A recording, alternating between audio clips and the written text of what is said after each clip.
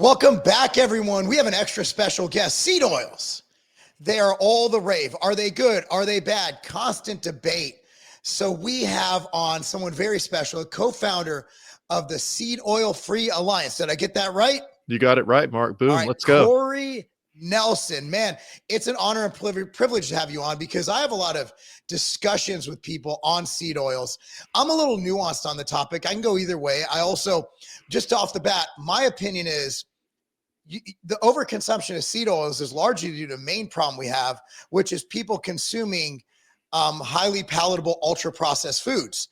And seed oils are available in abundance in those foods. And I think those foods, they've been shown in studies to make people dumber. They've been shown to make people fatter, and they've been shown to make people less healthy. So I'd love to hear your standpoint. Can you introduce yourself and what you're about and all that good stuff? Hey, Mark. Yeah, thanks so much for having me on. Well, as you said, I'm the co-founder of the Seed Oil Free Alliance, and we have a certification for any food, restaurant foods, packaged foods, not necessarily ultra processed foods, any food that's seed oil free. We'll work with the company. We do some lab testing to ensure that there are no seed oils. They can earn that seal. And, for consumers that are looking to limit or avoid seed oils, that's a good resource because, like you said, they are in a lot of foods. And you had said before we hit record that, you wanted to kind of hear my thoughts on it. And I told you, I'm not going to tell people what to think, but, I think that looking at the evidence in a balanced way, nuance is an important word that you used. Often this discussion does lack nuance. You've got people saying, they're great for you. Eat all the seed oils that you can. They're going to lower your cholesterol. That's the most important thing. And then on the other hand, you've got people that are against seed oils saying, even a little bit is poisoning you and they're terrible. They're the worst thing. They're the cause of every health problem under the sun. There's a lot more nuance that we can go over besides those things. And I think a lot of people that are, interested in good evidence and evidence-based discussion and kind of making up their minds for themselves, don't appreciate that type of black and white thinking. So let's go deeper than that today. Well, the pre-RFK government, you look at the American Heart Association, they support the inclusion of omega-6 PUFAs in the diet. They state they help reduce bad cholesterol levels, lower the risk of heart disease and stroke. And if you go by some systemic review and meta-analyses, they find that increased intake of linoleic acid is associated with reduced risk of coronary heart disease. So when someone comes to you, let's say there's one guy, Dr. Nadolsky, he's big on saying that seed oils are actually better for you than animal fats. How would you combat that? I'm not saying that because I'm just reading this. I'm actually a less seed oil is better guy because, again, like we talked about this, like seed oils, for me, it's indicative of a diet that is inclusive of a lot of things you shouldn't eat that are going to make you fat and going to make you stupid. So like, how do you combat that kind of statement? Yeah, for sure. So there are really kind of three issues that we're, weaving together here. Like one is cholesterol, LDL cholesterol, and the risk of heart disease.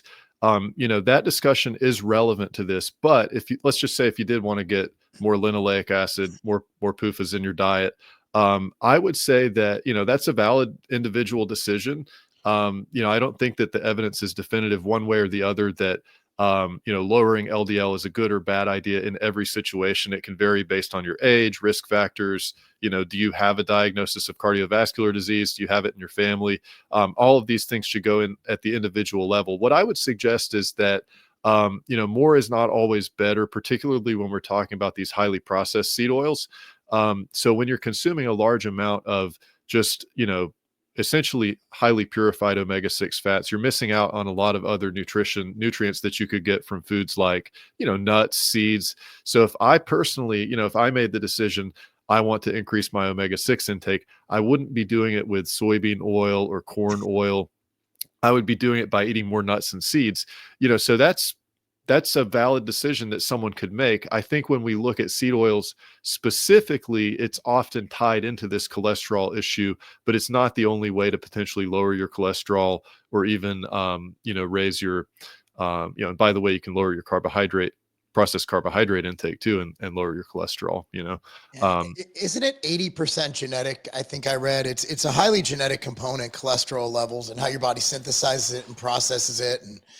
And they've also found new studies showing that LDL isn't the evil monster that we thought it was. So yeah, I can see that. And you make a valid point. Again, it comes back to, are you really going to drink are you gonna like to get corn oil? You're not gonna drink it. You got to eat it, and that's usually used in highly processed foods. It's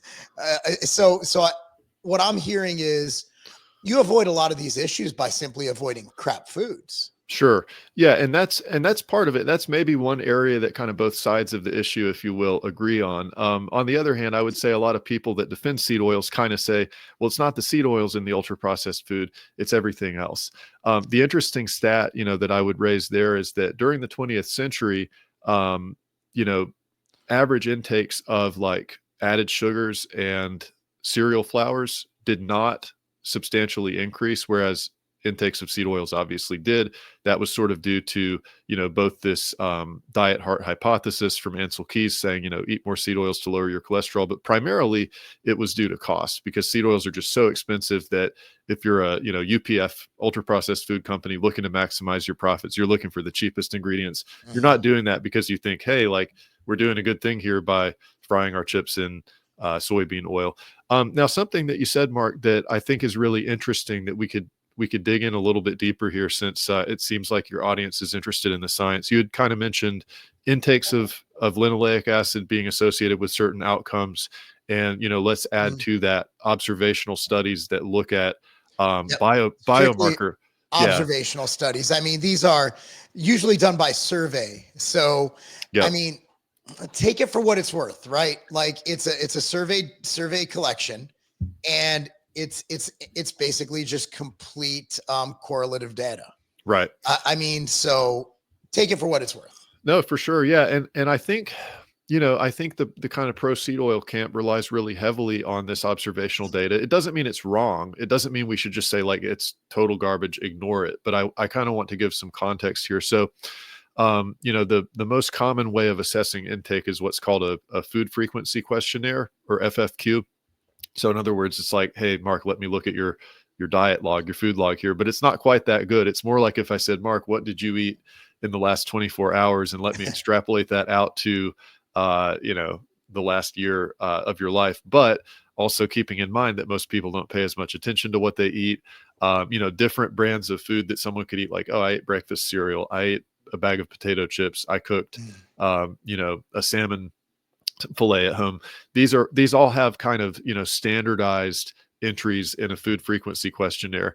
The interesting thing is that it's actually pretty hard to accurately measure someone's seed oil intake, of common seed oils like soybean oil, corn oil, canola oil from a questionnaire like this. There have been a couple of studies that looked at validating the amount of omega-6 polyunsaturated fats that you can actually glean from a food frequency questionnaire. One way of doing it is you compare it to biomarkers. So you say, we're going to see how well this response set correlates to how much omega-6 fat is in your plasma, or we're going to actually weigh the food that you eat and then ask you about it to figure out how accurate your responses are. And the correlation that you can derive from these food frequency questionnaires varies from an R value of about 0.39, which is like a 16% positive correlation. You take that R value and square it, and you say it associates positively by about 16%. That's a pretty weak correlation. I think when you use the weighted, when you're actually weighing the foods that people eat and then asking about them and then just running the numbers, the correlation is closer to 9 or 10%. So I would suggest, not that we totally set that aside and discard it, but essentially we're only measuring kind of a weak relationship between what people say they're eating in terms of seed oils and what they're actually eating. So when we say, well, it's associated with better health outcomes, it's associated with lower risk of cardiovascular disease. When people say they, according to this survey, are eating more seed oils, that could easily be associated with other behaviors like just cooking at home more, Yeah. or any number of other factors that could be confounding those results. Now, on the biomarker levels, in other words, if we just did a blood draw and look at how much omega-6 or omega-3 fat, omega-6 in this case because that's associated with seed oil intake, do you have in your plasma or even in your adipose tissue? The issue there is that there's really no causal direction to that. In other words, someone with type 2 diabetes, prediabetes, or heart disease is actually going to metabolize omega-6 fats differently. Part of this Yes. is genetic, and part of it is reverse causality. Like, in other words, if your body has more oxidative stress, the linoleic acid will actually have a higher disappearance rate. It'll convert to other like pro-inflammatory compounds at a higher rate. So, one way of describing this is if you have two twins that are eating the same amount of omega-6 fats, same exact diet, but one of them has, unhealthy lifestyle behaviors like smoking, sedentarism, doesn't exercise at all, excessive alcohol consumption, or certain health risk factors like type 2 diabetes. That twin that has the less healthy lifestyle or less healthy factors in their, health history is actually going to have lower plasma omega-6 levels. So when you do a large scale observational study looking at biomarker omega-6 levels, it makes it look like, hey, look, the people with the highest omega-6 levels are actually the healthiest. We should probably eat more omega-6. But what we're really measuring is, to a large extent, we're looking at, the least healthy people, even though they could be eating the same amount of seed oils, are going to have lower omega-6 levels. And that's one of my big criticisms of how this issue is commonly covered. So going back to seed oils, we know what they are. We've gone over that. Why do you think they're so controversial now? It just seems like you can't go anywhere. Oh, seed oil. The kids are even joking around. Like, my kids will be like, seed oils, and kids, like, they're eating kid stuff, right? So it's really wacky how it's kind of become. I think RFK kind of brought it out there. He started talking about seed oils and started talking about, tallow. And I think it was it Steak and Shake? They started making their fries in beef tallow now, at least in some locations. Yeah. I know that, just for the record, my daughter works at Outback Steakhouse. She's a server, and they do cook their fries in beef tallow. So just a heads up for you guys who like steakhouses and fries. So what do you think just makes it so controversial? Why do you think all of a sudden it's at the forefront? Is it the keto movement, maybe the carnivore guys? Why do you think all of a sudden, like, I didn't hear a peep about seed oils till like 3 years ago, and now it's all I hear? Yeah, you're spot on with your timeline there of about 3 years. So, I mean, the best way to understand this is there is this grassroots movement of consumers and, health conscious individuals who are questioning seed oils. And, like I mentioned earlier, sometimes they go a little bit over the top and they say, like, we know for a fact that, like, this is the number one cause of every health problem. I mean, that's an exaggeration, right? But some people claim you can't get sunburns if you don't eat seed oil. Have you seen those guys on X? Yeah, that's interesting. Yeah. I don't know the mechanism that would happen. I guess oxidative stress, but it's fantastic. Yeah. I mean, yeah, some of that stuff, I'd love to have more research to say definitively, like, there's something to this or there's not something to this. I think it's like a combination of, people latch onto something, they get really passionate about it.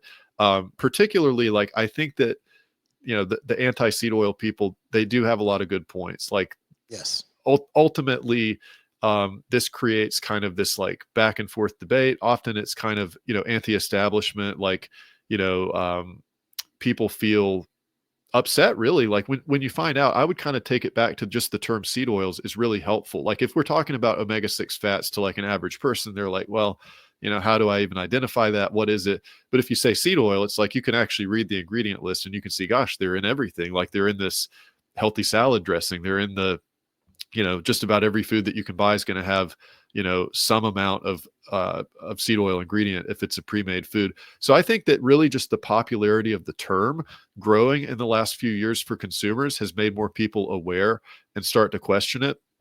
And then you've got really like damage control from the nutritional establishment and from, a lot of people that have made their careers as research scientists doing the type of work that we were just talking about, where, we're going to do a food frequency questionnaire, or we're going to look at plasma levels of omega-6 fats. So people that have staked their reputation on saying, eat more polyunsaturated fats to lower your cholesterol, they have some reputational risk when this discussion is going on. And then, there are vested financial interests like, the American Soybean Association, the Canola Council, and many others that can, it's cost effective for them to pour money into this and say, like, hey, we're going to do a PR campaign. We're going to get articles in major media from experts saying that seed oils are good for you. And then that creates kind of this feedback loop where people are, people that are upset about seed oils see this and they feel like they're being lied to or misled. And then, people that feel like, well, science is on the side of seed oils, they get kind of triggered, and it creates all of this, social media engagement.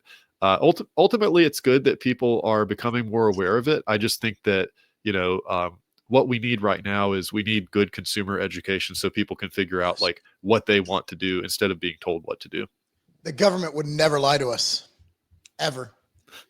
Like not like the moon landing that completely happened. No, I'm just playing. Yeah, we don't have a position on the moon landing, Mark. We're a seed oil organization. Do you follow sports? You know Pat McAfee show? He did this wonderful thing where they were just like talking like about the moon. Just don't question it. Just don't question it. It's like my internet went out yesterday, and I'm like, but somehow they streamed a call in 1969 back to Earth with no latency. It was great. Yeah, it's like anyway. It's like conspiracy yoga, kind of expand your mind thinking about these different issues. It's good. Well, it's good for you, The difference between conspiracy theory and truth lately is 3 months. So I think just like the 3-year rule for seed oils becoming a thing. So let's go back to seed oils on the moon. Just kidding. So how would a corn seed oil, soybean oil, whatever, how does that differ from, let's go back to basics, from butter, olive oil, tallow? Like what would be the difference? Like what are the main concerns? Like I'm a big fan of cooking in butter, high smoke point, tastes great. I always cook my eggs in butter. So I'm not a fan of the spray. It's disgusting. It's nasty. Not a fan. So like, what are the differences? Like what would be, if I'm going to explain like X versus Y, butter, tallow versus corn oil, soybean oils, like what's the difference? Sure. So, I mean, it's a historical question because no one really ate these seed oils before about 100 years ago. The intake decade over decade of the average person grew all during the 20th century. It hit this, today's all-time high. The stat that I gave you, I think before we hit record, was average American gets 20 to 30% of their daily calories from seed oils. It's not that eating any quantity of omega-6 fats is necessarily concerning or bad. It's all about the quantity and ratio to other nutrients in the diet. So, omega-6 fats are essential. You definitely have to get around 1 to 2% of your daily calories from omega-6 fats, which is easy. They're in a lot of foods. They're in, many whole foods, vegetables, certainly nuts and seeds and grains. They're in animal products. It's really hard actually to be deficient in omega-6 fats. The only people that are typically ever deficient in omega-6 fats are either, being fed hospital nutrition that's poorly formulated, or they have some kind of like gut malabsorption issue, or, actual literal starvation and malnutrition.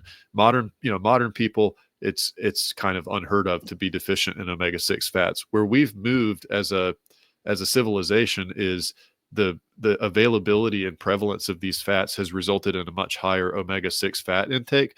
That's how I would frame it. Like, for starters, all of the traditional oils and fats that you mentioned, tallow, butter, olive oil, most animal fats are much lower in omega-6 compared to modern seed oils. So when we look at just the sheer quantity of intake, people have much higher, you can measure it in plasma or adipose tissue, like 3, 4, 5 times higher historical levels of omega-6 fats in the body. Now, if that's really a problem for everybody all the time is kind of a separate discussion. I would just suggest that, doing something differently these past 100 years that's never been done before in human history certainly deserves closer examination. The other thing too, because you mentioned cooking and you mentioned smoke point, and probably most of your audience knows that omega-6 fats are also polyunsaturated fats, meaning they have 2 or more double bonds. This makes them more oxidation prone, particularly when heated. So, very often when people are eating seed oils, the seed oils are heated before you ingest them, whether you're cooking at home using, so-called vegetable oil, which is soybean oil, corn oil, canola oil, sunflower oil, any of these seed oils. If you're using them for cooking, you're heating them. So that high polyunsaturated fat content results in more rapid degradation when heated. This is also the case for those packaged foods or, processed and ultra Yeah. processed foods. They're typically heated before, during manufacture before being packaged and eaten. It's certainly true at restaurants. So there are these, this broad class of byproducts called lipid oxidation products, or LOPs, that are produced at a much higher rate when polyunsaturated fats are heated. So, that's actually not even controversial. Like you know, the consequences of high omega-6 intake are more controversial. The lipid oxidation product issue is actually a lot less controversial. That's essentially why people say don't eat fried foods. Well, why are Yeah. fried foods worse for you than like a sauteed? Why is it okay to saute a potato for a little while or bake it, but it's not okay to fry it? That's because of the lipid oxidation products. So we're talking about molecules like aldehydes, polycyclic aromatic hydrocarbons, polymer-like molecules. Any seed oil that's high in polyunsaturated fats forms these molecules at a much higher rate. And then the intake of them is cumulative. So, for people that are cooking frequently in seed oils or eating at restaurants frequently, whether the food is fried or not, restaurants, tend to push the limits of oils. And it's actually not directly reflected in the smoke point. In other words, soybean oil, typically will claim a smoke point of around 450 degrees Fahrenheit. Like that's a really high heat for cooking. Most people are probably cooking more like around, 350 to 400 Fahrenheit. But compared to, say, olive oil, if you're cooking at 350 to 400, the soybean oil is forming a much higher level of these harmful byproducts, which is, again, not reflected in the smoke point. So I think people, even professional chefs are misled by this. They say, yeah, soybean oil, it's inexpensive, has a high smoke point, perfect for what I do. They're totally missing the point that even though it's not smoking, it's forming these lipid oxidation products at a much higher rate. That is wild. So what are the main health risks associated with consuming this kind of product? Like this just broken down, toxic things forming everywhere. Like what can happen? What can happen to us? Yeah, the aldehydes and polycyclic aromatic hydrocarbons are, correlated. Exposure in general is correlated with higher cancer risk. Um, just broadly speaking, I would say that, when we get into measuring specific health outcomes, we have to look back. There haven't been a lot of randomized controlled trials. There have really been no good ones since about the 60s or 70s. There are 3 or 4 that do point to specific health concerns where, some groups of researchers in the 60s and 70s looked at actually randomizing people to, like, okay, group A here is going to eat a lot of corn oil and group B is going to eat a normal diet for the time, which was, more animal fat based than today, and certainly more than the seed oil intervention group. The Minnesota coronary experiment found that seed oils do lower cholesterol, but for actually each increment of cholesterol lowering, there was a higher risk of death from all causes and heart disease. Wow. So, that's concerning. People today will sometimes criticize it and say, oh, it's like 50 years old, like we just need to throw it out. I would suggest that, don't throw it out. We need to do ideally more research like that. So that's something that I'd like to actually see, RFK and Maha do, is let's try to replicate this study if it's ethical to do that. And then we'll have, using up-to-date methods, we'll have better answers. There's one called the Sydney Diet Heart Study. I don't have the results of this in front of me right now, but people can look it up. And, the Minnesota coronary experiment, the Sydney Diet Heart Study, the LA Veterans Trial, and the Rose Corn Oil Experiment. All of these were randomized controlled trials that, at minimum, they showed no benefit to substituting seed oils in place of saturated fats. And in some cases, they did show like statistically significant negative outcomes, like, in some cases, higher rates of heart disease, in other cases, higher rates of death by cancer. So that's like kind of, we can point to that and say, that's reason for concern. We can't say it's a smoking gun, case closed, seed oils are going to do this all the time in everybody. One other just quick thing to throw in there, Mark, to your question is, we know that because of seed oils, people today have a much higher omega-6 to omega-3 ratio than ever before. In other words, most people are not eating more fatty fish. They're just eating more seed oils. They're not Yeah. compensating by eating more fatty fish. And there is good observational evidence, like really recent observational evidence showing that people with the highest omega-6 to omega-3 ratios do have higher rates of death from all causes, death from cardiovascular disease, and death from cancer. Yeah, I mean, I think a lot of it comes down to inflammation. You know, there's actually in the supplement industry, they were selling arachidonic acid because it's pro-inflammatory, and what causes muscle growth? Sure. Inflammation. So I tried it, right? And I tore up my shoulder. I'm like, this is not good. I can't make gains if I'm injured. So I think you're looking at pro-inflammatory issues.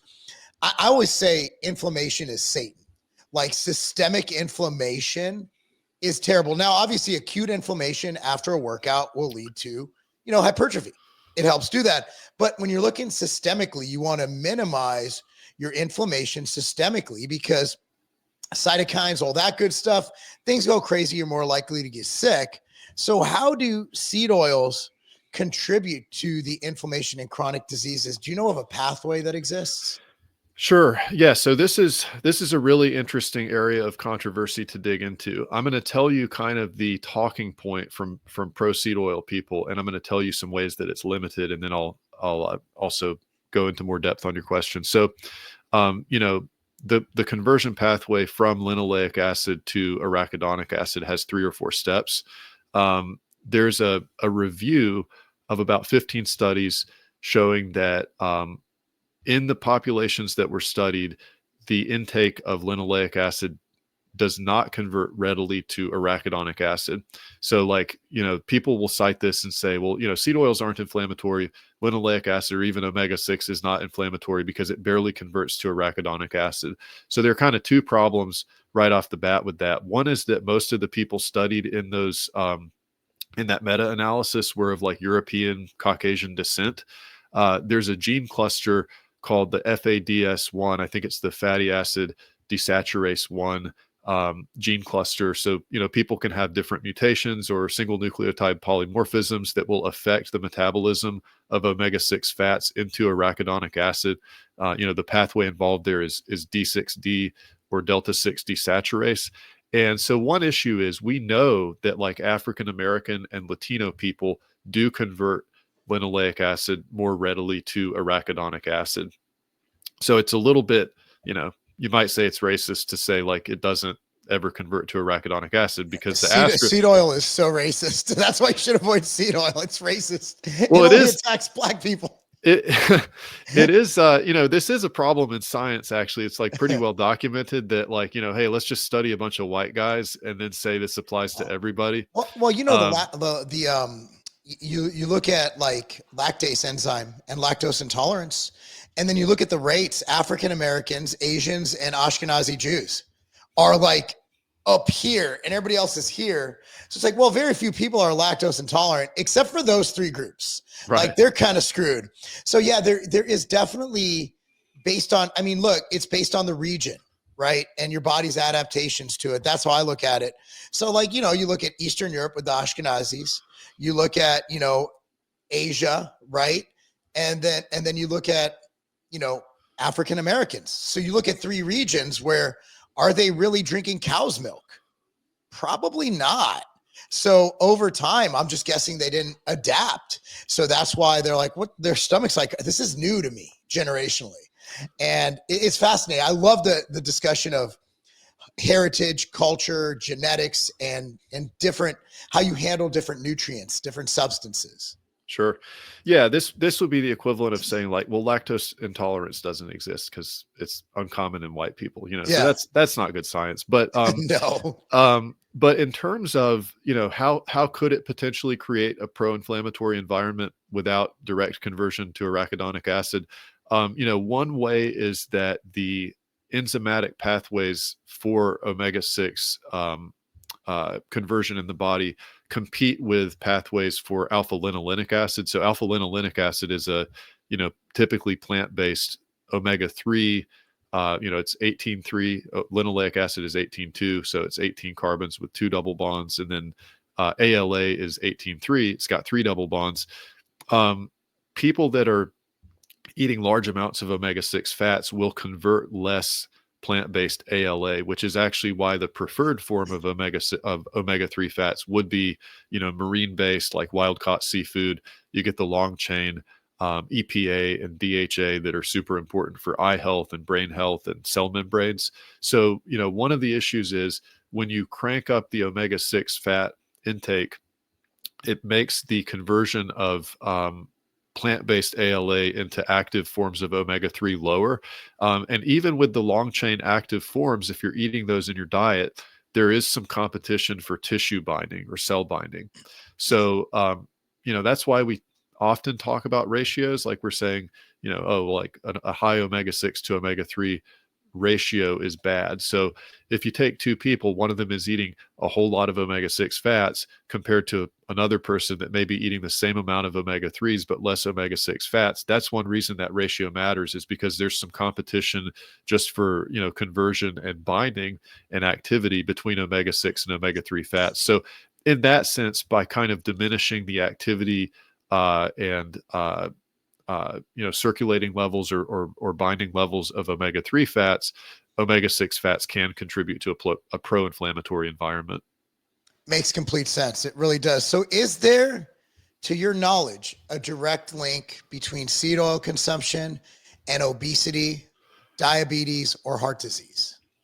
Yeah, this is one of those. So direct link would be putting it strongly. There's conflicting evidence. I would say there's the older randomized controlled trial evidence that I mentioned. One reason to take that seriously is because some of it was actually done by people like Ansel Keys, who wanted to make seed oils look really good. Who was he funded by again? The American Heart Association, which was funded by Procter and Gamble. By Big Sugar. yeah, for sure. So, no, but the government never lies. I thought, especially the AHA, they would never do that. Two of those studies that I mentioned, they actually weren't published until about 2013, or like some of the results were held back. So there's conflicts of interest, like right from the beginning here. And a lot of the exculpatory evidence, if you will, like that observational evidence that we talked about earlier, that's often touted as saying like this shows that seed oils are good for you. I don't think it really does. Now, I don't think there's a smoking gun saying like, here is a 1-to-1, relationship between seed oil and heart disease or seed oil and cancer. Trying to think actually how you worded that question, because there was something else I wanted to touch on, but so basically a direct link to obesity, diabetes, or heart disease. And I know there's not going to be a smoking gun direct link, so it's kind of a loaded question, but basically getting at, are we even comfortable in saying there might be some concern with these substances, these seed oils, leading to heart disease, obesity, diabetes, etc.? Sure. Yeah. I mean, I the way that I apply this in my life is just like precautionary principle. Like I know I can eat a healthy, well-rounded diet with, variety and balance and moderation of different nutrients. So I don't think it's a good idea. Just de facto doesn't make sense to make this dramatic change and get 20 to 30% of my calories from, high PUFA seed oils. Now, on the obesity, that's a really speculative area, but it's really interesting. So there is one study showing that, eating fats high in linoleic acid can increase circulating ghrelin. And you probably know this, but that's associated with hunger. Hunger hormone. Yeah. The leptin and ghrelin, I think you could call those the two major hunger hormones. I think insulin has to be up there because insulin spikes and et cetera. So if you're looking at hunger modulation, you're looking at leptin and ghrelin. Am I kind of on the right path? Yeah, leptin is super complex and interesting. Very. Definitely, like those are two important, pathways for modulating hunger. And there's other evidence showing that like people with obesity and overeating issues have all kinds of issues with leptin resistance and problems with too much ghrelin release. So, that's a fairly small study. That's like a mechanistic study. It is in humans. So that's good. Like when we'll kind of set aside animal evidence for this discussion, just because like people don't people don't credit it. There are some benefits to it, but it's usually kind of a preliminary to doing a human study. There is like a pathway. So when you think about seasonal eating, you're kind of talking about culture and genetics and heritage and things like that. Up until 100, 150 years ago, people just kind of ate what was locally available. You didn't have shipments of like peanut butter and all kinds of other foods coming in that were out of season. So in some mammals, not necessarily in humans completely, but in some mammals, omega-6 seasonal intake does play a role in hibernation. So you think about like, squirrels gathering nuts before the winter. They're eating a lot of those foods and they're hoarding them. And what happens when an animal, like when a mammal goes into hibernation, is there's a physiological process called torpor, where the energy, like the metabolism is downregulated, hunger goes up, and it's moving as little as possible. Part of that process does rely on intake of omega-6 fats. So I think it would be really interesting to do a study and kind of look at some of these same pathways in humans. There are different ways that this could be done. We do share some of those pathways, but it's not a definite that we have enough in common to say that, basically like hibernation pathways are being activated in humans, but it is the case in some other mammal species. Speaking of hunger too, there's another pathway potentially involved, which is the endocannabinoid pathway.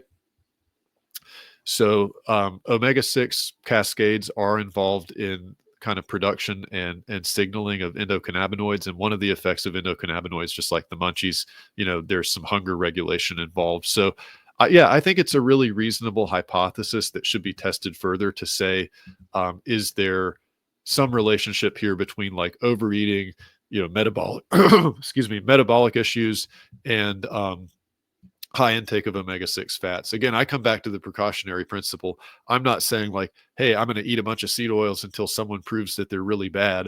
I'm saying like, they might not be great for you. And I know that I don't have to eat them. So I'll follow this issue with interest, but I'm not going to, gamble with it. Yeah. I mean, look, I don't have a problem. Like if I get a little bit of seed oils here and there, I'm not worried. My fear is a dose thing, right? Like that's my fear. Dose is always the enemy. You could overdose on water, hypernatremia, you die. So again, if people are just eating too much crap, and I think that's one way to avoid a lot of this. So if you go to Chipotle, I know they use seed oils. And you're like, oh, I'm like, dude, I don't eat out much. If I have to get a burrito, I'll be all right. But I'm not going to just have my day dictated by, I got to look for every little thing.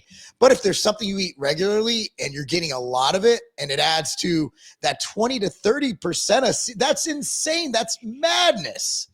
And this kind of brings me to this question. So a lot of people are interested in hormonal health, metabolism. In your opinion, based on the data you've seen, do you think that seed oils can have any negative impact on your hormone balance and metabolism? I have not seen any direct, or like, I have looked into this in terms of like, what are the kind of net measurable effects of, if we're talking things like, insulin resistance is kind of tough to say. Well, I mentioned earlier that people with insulin resistance will metabolize linoleic acid differently. That doesn't necessarily apply to say that, linoleic acid is directly affecting your insulin sensitivity. I think that it's probably more likely to contribute to these problems in the same way that like general oxidative stress, like if you have some of these conditions and then there's kind of a direction that you can go when you're eating a lot of sugars, you're eating a lot of seed oils, and you're predisposed to these issues where it's all interacting, as far as a one-to-one for like, testosterone, estrogen, growth hormone, insulin. I've not seen that. I love those kinds of studies, but I also haven't seen like null results where there was a relationship that was measured and then found to not exist. So it's just like, there's not enough research to really say. Yeah, I'll also argue that, you see data correlative to essential fat intake being directly correlated to healthy hormone function.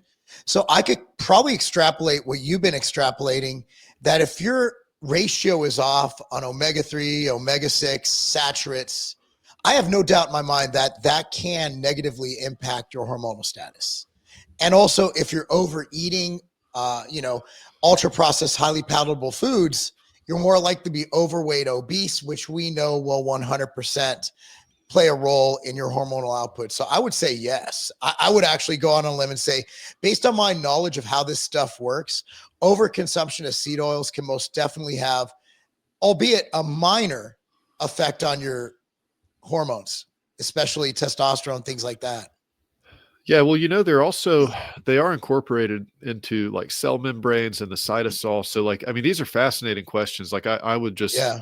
totally like dive in, like if there was more research published on this. But one thing that's interesting is like, membrane fluidity. So like if you eat more or produce more saturated fats, your cell membranes will be, somewhat less fluid. Arguably, that may be an issue. Like that could be one of the reasons why if you just eat an absolute ton of saturated fat, there could be some problems because you're essentially like stiffening cell membranes. Yeah. Whereas like the more liquid polyunsaturated fats, you do need some of those for that reason. So like the way that like ligands and receptors bind is going to be affected by the fluidity of cell membranes. There actually sometimes this research is, it actually has been done, but it's like 50 or 60 years ago, and they'll use different words than we would use today. Like, if anyone wants to look into it, usually they're not calling linoleic acid, they're calling it linoleate. Yeah. So if anybody wants to kind of do like a research project and look into some of these hormonal pathways, there could be good research on it. You know, I have not done that deep dive successfully. Yeah. So you're an expert, and I'm thankful to have you on. So this might not be what everybody else wants, but I want this. Like whenever I hear someone smart, like here's what I eat for brain health, or someone in this world, like we had a pro bodybuilder on, and people always want to know, well, okay, that's cool. Like you're talking about training. How do you train? How do you eat? How do you get like that? Right. So my question to you is, personally speaking, how do you construct your diet? Like, everything, you literally created a certification, which by the way, I need to talk to you about for one of my products. Thank We you. definitely need to get hooked up on that, because I'll tell you about it later. Those watching, yeah, it's coming. So how do you devise and formulate your diet? And also, what's a normal day of eating for you? Because that's what I'm interested in. I want to know, okay, this stuff's cool, like science. What does this guy do? He's an expert. Yeah, thank you. I appreciate that. So, right now, super busy with this startup business, and I've also got two young kids, both under the age of 3. Oh, that's And tough, man. I have a yeah, 19-year-old daughter. yeah, Like, that's how old I am. cool. Well, yeah, so it's kind of Yeah. like survival mode for me right now in terms of like, not doing as much training or quite as much attention to diet and macros as I would like. I can tell you, the biggest takeaways for me in terms of like how I construct this is, it's a balance between like whole foods that are really good for you and foods that we enjoy as a family. My wife is amazing and just like can cook. She gets better and better at cooking all the time, and it's just like constantly finding these great ways to cook foods. But I don't worry too much about um, you know, I limit ingredients that we know are not great for you in large quantities. We go for kind of balance, enjoyment, plenty of protein. This is not going to surprise anybody, but like plenty of protein, probably 30% of protein by macros is good for most people. I think without like particular health conditions. If I'm training, I'll go at least 1 to 1.5 grams per pound of body weight. Nothing shocking there, but trying to get it from whole foods as much as possible. I do like whey protein around the training, just for the convenience. And I'm actually somebody, particularly like when I'm really busy or kind of dealing with stress. I don't stress eat. I tend to like lose my appetite. So if anything, like uh, if I'm training and I'm working a lot, like it's actually kind of hard for me to get enough food to support that. Yeah, same. So yeah, so that's like not super common for most people. It's uh something where you actually kind of have to eat those calorie dense foods and like, find things that go down easily. Seasonal eating is is something that I think people could do more of. So like if you're not, like in your case, if you're not training for a show and you're just kind of like eating and training for quality of life and overall health, I think it makes a lot of sense to look at like what would grow in your region, what's locally available. So animal products are in season year round, but things like fruits are really not going to grow depending on where you are. If you're in the US, in most places, things like fruits are not going to grow, uh, 8 months out of the year. So that will kind of naturally push you into like a little bit lower carb, lower fructose throughout much of the year. And then like in the kind of mid to late summer and fall, you would naturally be eating more carbs, maybe a little bit less reliance on animal products. I like it. I mean, it makes sense because it's hot out, summer, fruits growing. Your body needs more carbs. You're out running and playing and getting stuff done in the sun. There's not a vegetable or fruit grown in Tennessee, it will now.